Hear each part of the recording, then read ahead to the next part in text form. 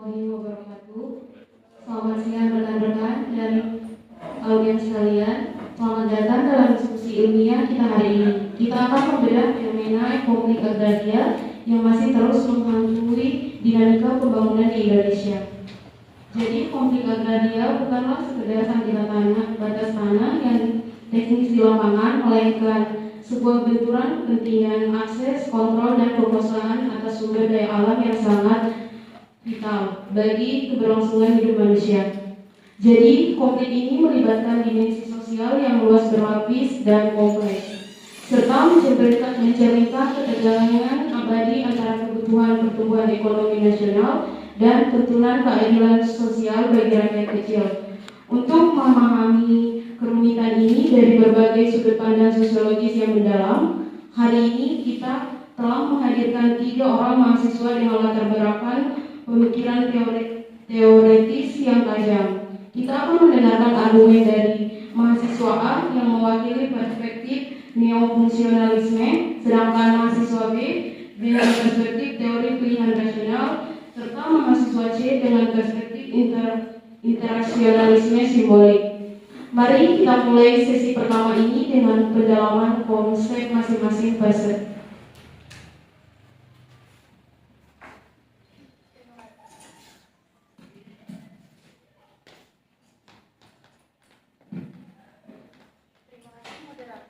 Dalam perspektif neofungsionalisme, kita harus melihat konflik agraria sebagai sebuah disfungsi atau kegagalan mekanisme dalam sistem sosial yang lebih besar. Masyarakat diibaratkan sebagai organisme hidup yang membutuhkan keseimbangan atau homeostatis untuk bertahan.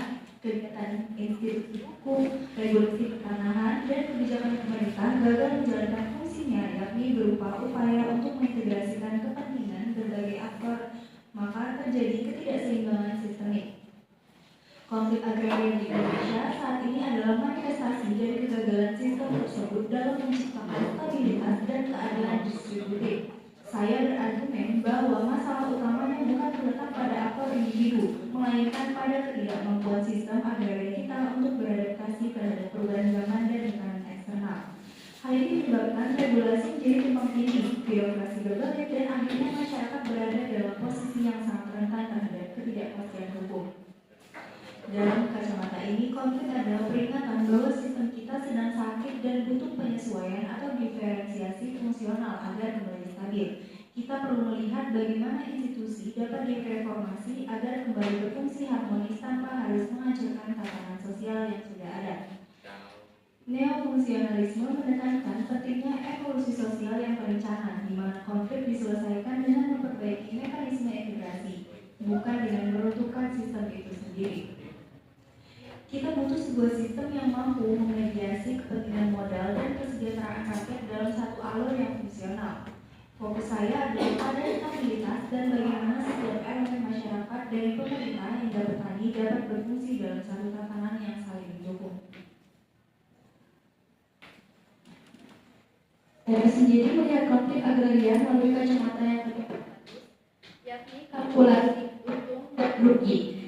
Dalam teori pilihan rasional aktor, baik itu korporasi besar, negara maupun petani, adalah individu yang bertindak secara strategis untuk memaksimalkan kepentingan pribadi atau kelompok mereka.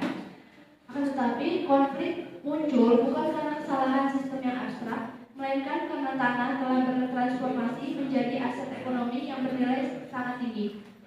Ketika sebuah perusahaan melihat tanah sebagai modal produksi yang menjanjikan keuntungan triliunan dan petani melihatnya sebagai sarana bertahan hidup, mereka berada dalam kompetisi rasional untuk memperebutkan sumber daya tersebut. Jika biaya untuk mempertahankan tanah, misalnya melalui advokasi hukum atau aksi massa, lebih kecil daripada potensi keuntungan yang bisa didapatkan di masa depan, maka aktor akan terus memilih untuk berkonflik. Ini adalah murni persoalan negosiasi kepentingan, efisiensi ekonomi, dan insentif. Rasionalitas aktorlah yang mendikte jalannya konflik, bukan sesuatu yang terjadi secara kebetulan atau karena sistem yang rusak. Jika ingin menyelesaikan konflik, kita harus mengubah struktur insentif yang dihadapi oleh masing-masing pihak, sehingga perdamaian menjadi opsi yang lebih rasional secara ekonomis. Pemerintah harus menjadi fasilitator yang menciptakan pasar tanah yang efisien dan memberikan kepastian hak milik agar aktor tidak lagi terjebak dalam dilema konflik yang merugikan semua pihak. Fokus saya di sini adalah pada hasil akhir yang nyata dan terukur, dengan bukan pada idealisme sistem yang belum tentu bisa bekerja di lapangan, yang penuh dengan persaingan pasar yang kompetitif. Rasionalitas adalah motor utama perilaku manusia agar dalam ruang publik dan konflik agraria hanyalah cerminan dari kegagalan pusat dalam menyediakan insentif yang seimbang bagi semua pemain.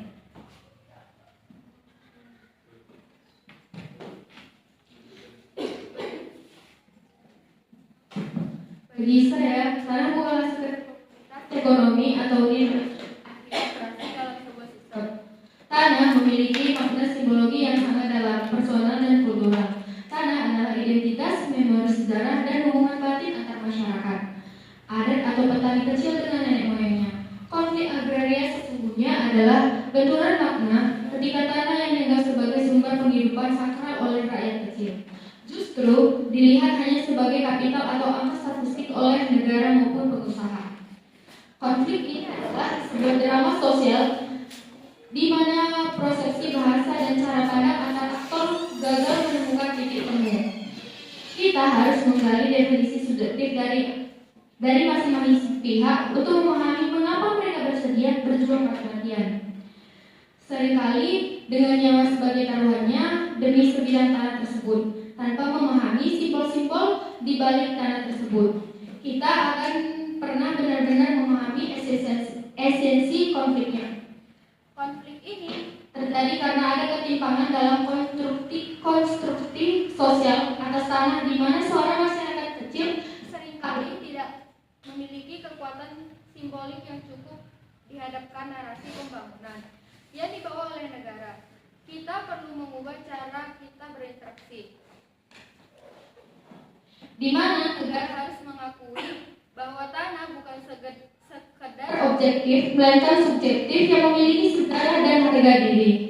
Kita sebagai menyelesaikan masalah ini hanya dengan sertifikat hak atas tanah atau regulasi.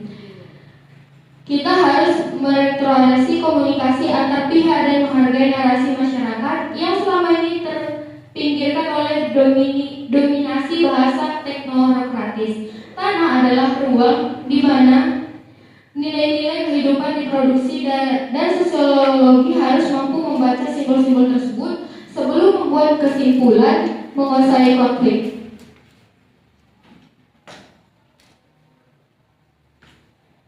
Mahasiswa, argumen Anda terlalu terpaku pada diskursus abstrak mengenai sistem. Anda sibuk berbicara tentang teori organisme dan keseimbangan yang ideal. Sementara fakta di lapangan menunjukkan adanya benturan kepentingan yang nyata dan brutal jika kita hanya duduk diam menunggu sistem tersebut berfungsi secara harmonis. Rakyat kecil di garis depan keburu kehilangan tanah mereka oleh laju investasi. Kita harus realistis dan berorientasi pada hasil konflik. Konflik ini terjadi karena ada ketimpangan insentif yang nyata, sehingga negara harus menyediakan kompensasi ekonomi yang rasional agar konflik bisa berakhir dengan cepat, bukan sekadar memperbaiki regulasi di atas kertas yang memakan waktu bertahun-tahun tanpa solusi nyata bagi mereka yang lapar. Sistem yang Anda usulkan terlalu lamban untuk menangani dinamika pasar yang bergerak secara secepat kilat. Bukankah stabilitas sistem justru seringkali hanya melindungi status quo yang tidak adil bagi masyarakat bawah? Baiklah, mahasiswa B, fokus Anda terlalu individualistik. Jika kita hanya bicara insentif tanpa membenahi struktur, ketimpangan kekuasaan akan tetap langgeng dan akan tetap bertahan. Uang akan habis, tapi sistem yang rusak akan terus menghasilkan konflik yang baru. Dan untuk mahasiswa C, fokus pada makna itu memang sangat menyentuh sisi kemanusiaan, tetapi terlalu subjektif. Dunia ini dijalankan oleh kebijakan dan hukum. Tanpa kerangka sistem hukum yang kuat dan tegas, nilai simbolik yang Anda agungkan akan hancur oleh kekuatan modal yang masif dan tidak memiliki perasaan terhadap sejarah lokal. Kita dan Anda butuh sistem yang melindungi simbol-simbol itu secara formal, bukan cuma sekadar merasakannya. Tanpa institusi yang fungsional, maka hanya akan menjadi teriakan di ruang hampa yang tidak akan didengar oleh pemegang kebijakan. Kebijakan publik bukan tentang perasaan, tapi tentang prosedur dan integrasi. Tanpa prosedur, masyarakat akan terjebak dalam anarki simbolik.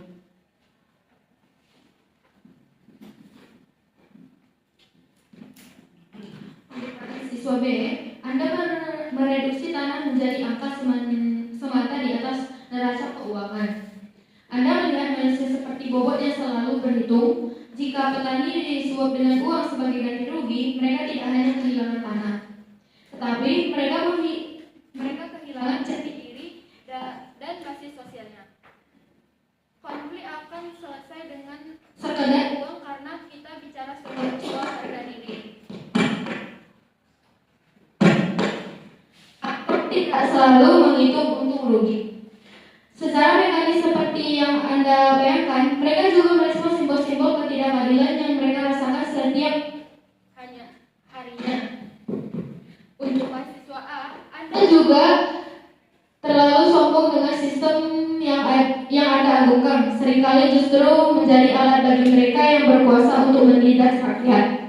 Anda sering berbicara tentang keseimbangan, tapi bagi siapa keseimbangan itu tercipta? Jika sistem itu tidak adil dari sananya, maka keseimbangan adalah bentuk lain dari penindasan yang tereliminasi oleh hukum yang kaku. Hukum tanpa empati terhadap makna hanya akan menjadi instrumen kekerasan baru. Mahasiswa C, Anda menyebut saya robot. Tetapi bukankah emosi tanpa arah juga berbahaya dalam dunia yang semakin kompleks? Jika masyarakat adat hanya berpegang pada makna tanpa ada pengakuan hak legal yang dipertanggungjawabkan secara pasar, mereka akan selalu kalah dan terpinggirkan. Saya tidak mereduksi manusia yang memberikan saya alat bagi mereka untuk bertahan di dunia modern yang memang berbasis persaingan global. Tanpa legalitas yang rasional, nilai sakral yang Anda bicarakan hanya akan berakhir sebagai kenangan sejarah yang hilang begitu saja di tengah modernisasi ini. Kehidupan modern membutuhkan kepastian hukum yang dapat diprediksi secara ekonomi.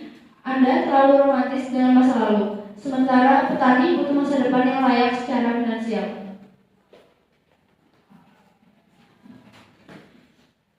Kepada mahasiswa C, kita harus sepakat dan kita harus menggarisbawahi bahwa perlu diingat institusi adalah satu-satunya cara kita bisa mencapai keadilan dalam skala besar.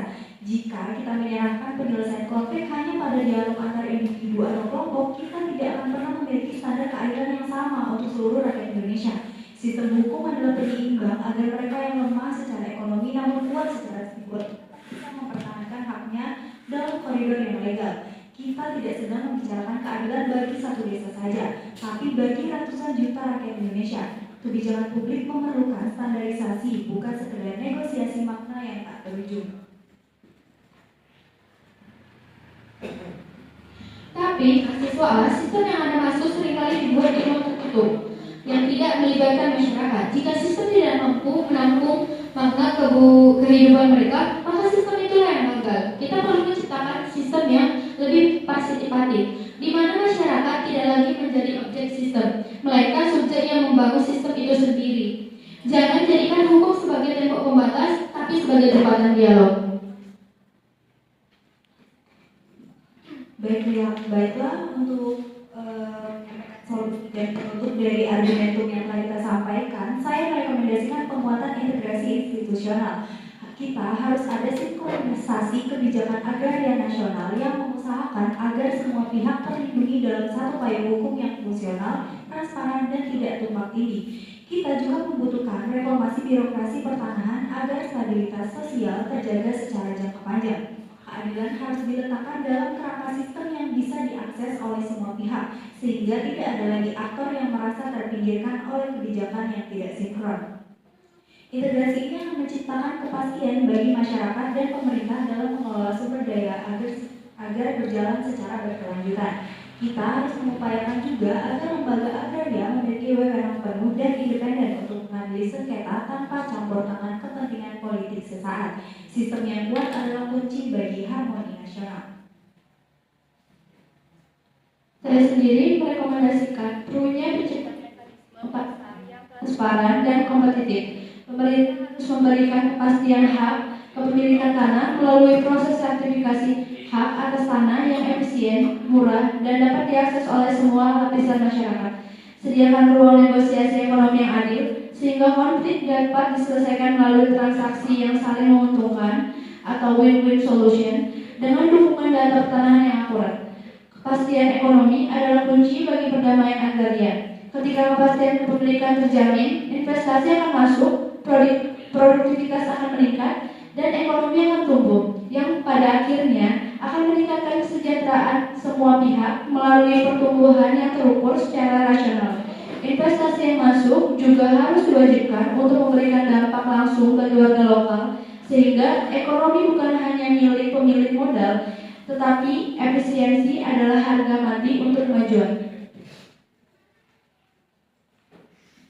Rekomendasi dari saya yaitu dialog antar budaya yang inklusif dan partisipatif. Sebelum sebuah kebijakan atau proyek pembangunan dibuat, negara harus duduk bersama dengan masyarakat untuk memahami arti tanah bagi mereka. Penyelesaian konflik harus mengedepankan rekonsiliasi yang menghargai kearifan lokal, bukan melalui keputusan sepihak yang mengabaikan suara rakyat kecil. Kembalikan tanah kepada maknanya sebagai ruang hidup, bukan sekadar ruang komoditas. Kita butuh perubahan cara pandang dan menguasai menjadi pengelola bersama dengan rasa hormat. Rekonsiliasi berbasis makna akan lebih awet daripada kontrak ekonomi yang sekadar berorientasi pada profit sesaat. Kita harus memberikan ruang bagi masyarakat untuk berbicara, mendengarkan dan menjadi bagian dari keputusan pembangunan. Tanah adalah warisan leluhur dan masa depan anak cucu, bukan sekadar aset yang bisa diperjualbelikan dengan mudah tanpa persetujuan murni masyarakat pemiliknya.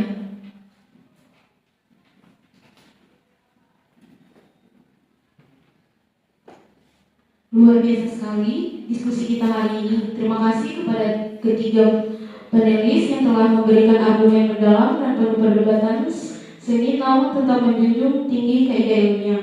Kita melihat dengan jelas bahwa konflik agraria memerlukan pendekatan yang sangat komprehensif. Sebuah sistem yang stabil dan fungsional, kalkulasi ekonomi yang adil dan transparan, serta penghormatan yang tulus terhadap makna sosial dan identitas. Debat ini membuktikan bahwa realitas sosial selalu memiliki dimensi yang kompleks, dan kita harus melihatnya dari berbagai sudut pandang sosiologis agar bisa menemukan jalan keluar yang paling manusiawi dan berkelanjutan bagi bangsa kita. Jadi semoga diskusi melainkan proses menuju kedewasaan kebijakan sosial dan pembangunan yang lebih inklusif di masa depan. Kita menutup debat hari ini dengan pemahaman bahwa tanah adalah masa depan kita bersama, dan cara kita menyelesaikannya hari ini akan menentukan rupa bangsa kita di masa depan. Jadi mari kita terus mengedepankan dialog sebagai instrumen utama dalam setiap penyelesaian konflik agraria demi keadilan sosial bagi seluruh rakyat Indonesia. Terima kasih, saya moderator izin mengundurkan diri. Assalamualaikum warahmatullahi wabarakatuh.